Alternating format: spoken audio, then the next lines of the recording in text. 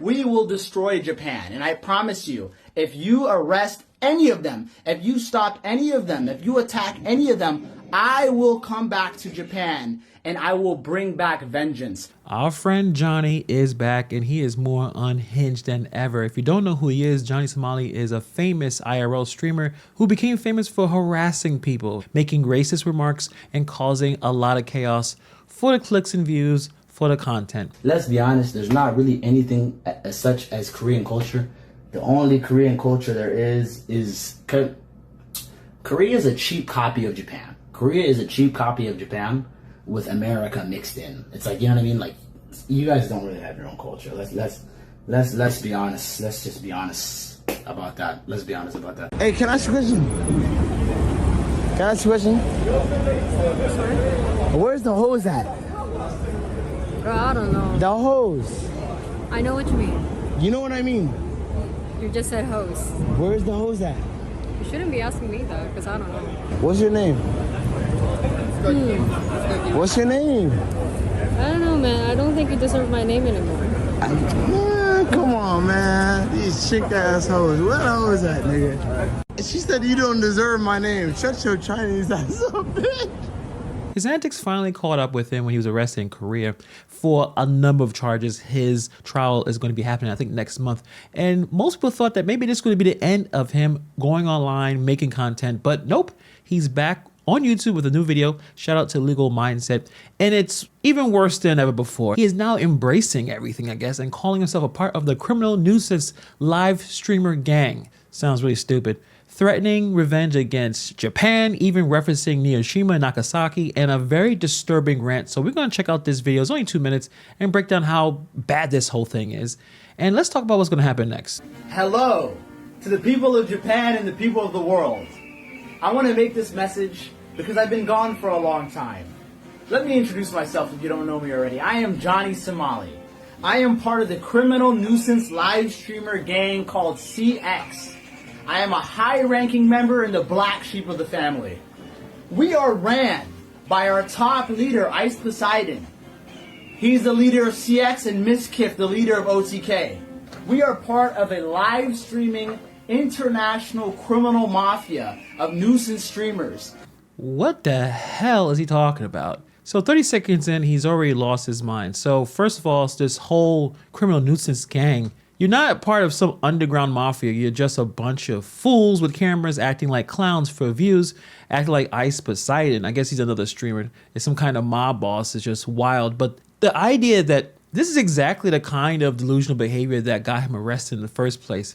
He acts like these places like Japan is some kind of lawless playground where he can do whatever he wants. But places like Japan and South Korea actually enforces their laws. And sometimes, unlike the US, where people like him could get a slap on the wrist for stupid behavior, I know this very well because I live in New York City and we have another toxic streamer that we'll be talking about by the name of World of T-Shirts. But that's another story for another video. That have came to Japan to bring you freedom, to bring you American values. You weak Japs will never stop us. You will never stop CX. You will never stop Johnny Somali. You will never stop Ice Poseidon, Paul Danino, who was my mentor, my teacher, my leader. If it was not for Ice Poseidon, I would have never came to Japan.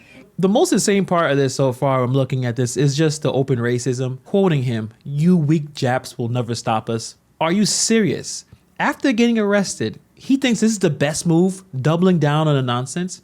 Also, this idea of bringing American values to Japan is probably one of the most dumbest takes ever. If anything, it just makes American tourists look worse when we are traveling to these other places, thinking that if we have a camera or we're about to film something that we're going to do something stupid like this fool. This is exactly why Japan and South Korea are cracking down on IRL streamers, because people like him ruin it for everyone else. Let's not forget, he's already banned from Japan. So I don't know what he's talking about, going after Japan. I don't understand what he's saying. But you know what? Let's continue. And if you try to arrest Ice Poseidon, if you try to stop Paul Danino or any of our group, if you try to stop ABZ Abdullah the terrorist, the one that paid for all of our kick deals and steak deals, if you try to stop ABZ Abdullah this fat fuck, I promise you I'll be back in Japan soon. You'll never stop Kang Joel. You'll never stop Hugh Sama, Showtime, and all these fucking leeches. We will destroy Japan, and I promise you, if you arrest any of them, if you stop any of them, if you attack any of them, I will come back to Japan and I will bring back vengeance. Remember how there was 2 atomic bombs? Remember how there was Hiroshima and Nagasaki? I was the little boy. CX is the fat man. They came to bring revenge for locking me up falsely and locking up Louis X. Fuck Japan. It's fucking CX till I fucking die. You dumbass motherfuckers. Fuck Japan. Suck our dick, cocksuckers. Us streamers, we run your fucking country. CX in the motherfucking chat. And make sure you take out Mizkif. This is the leader of OTK. This is the top general. These are the 2 top leaders. This is the CX vice president and the president right here. You need to get Mizkif and you need to get Paul Danino Ice Poseidon. Nigga, CX in the motherfucking chat. I love you, Paul Danino. You're my mentor, my leader, everything. Sayonara. Please fuck up Japan for me. I'll be back soon.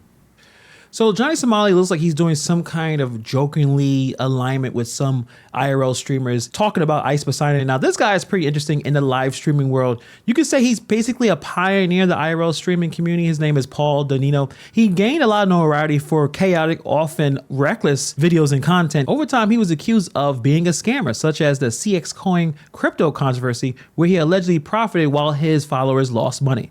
He personally profited $300,000 by stealing money out of a crypto scheme that he set up. And when I confronted Ice Poseidon, who's better known by his real name, Paul Danino, about this scam, he was shockingly honest. I'm trying to get you to return the money because it's 100% still available and you could do that. Yeah, I could give the money back. It is within my power. But I'm going to look out for myself and not do that. I don't know what else to say. So he's also talking about some other content creators that are known for pushing a lot of offensive and provocative content. These streamers have been banned across multiple platforms for their nonsense, their IRL content, harassment, that type of thing. So it looks like Johnny Somali is just trying to mimic some outdated form of shock value streaming that most of these figures either got banned or marginalized. It doesn't make a whole lot of sense what he's doing. I understand this is probably a joke of some sorts, but the idea that he's already banned Japan, so he's not going back to Japan. If he can somehow sneak back in, it'll be illegal, straight up illegal,